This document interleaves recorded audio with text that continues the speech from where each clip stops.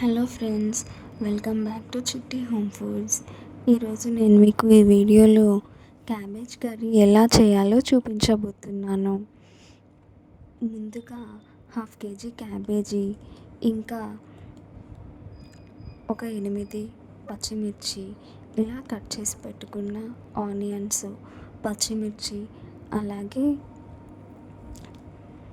2 రెమ్మల కరివేపాకుని తీసుకోవాలి.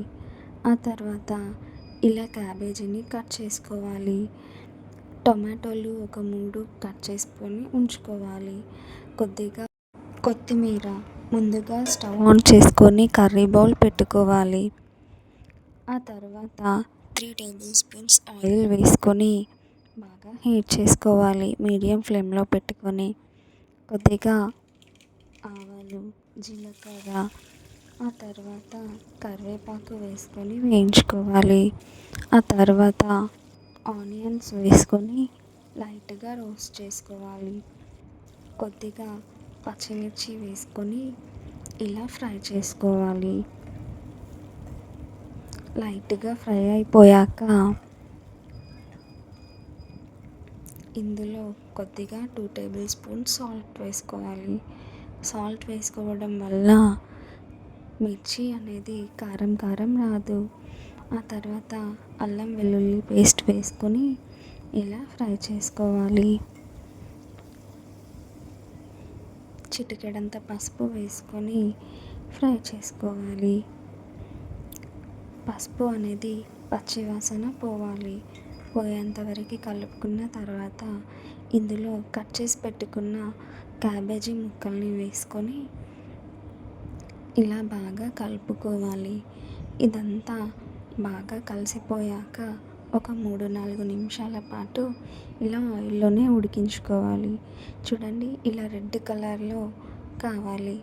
ఆ తర్వాత 3-4 టమాటో ముక్కల్ని ముక్కలుగా కట్ చేసి పెట్టుకున్నాం కదా, వాటిని వేసుకొని ఇలా ఫ్రై చేసుకోవాలి.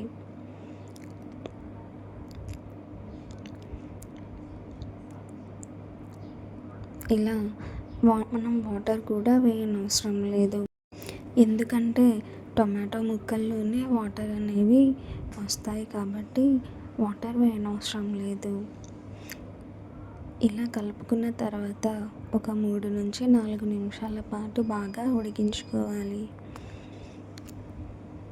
ఇలా మూత పెట్టుకొని 3-4 నిమిషాల తర్వాత చూడండి ఎలా బాగా ఉడికిపోయిందో.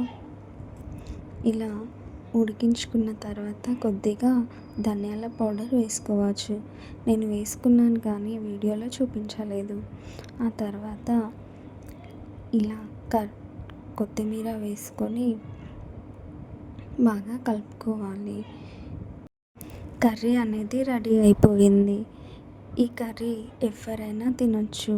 పచ్చివాసన అనేది పోయింది కాబట్టి స్మెల్ అనేది ఉండదు. ఇది చపాతీలో, రైస్లో తినొచ్చు. సో ఈ వీడియో మీకు నచ్చినట్లయితే లైక్ చేయండి, షేర్ చేయండి, సబ్స్క్రైబ్ చేయండి.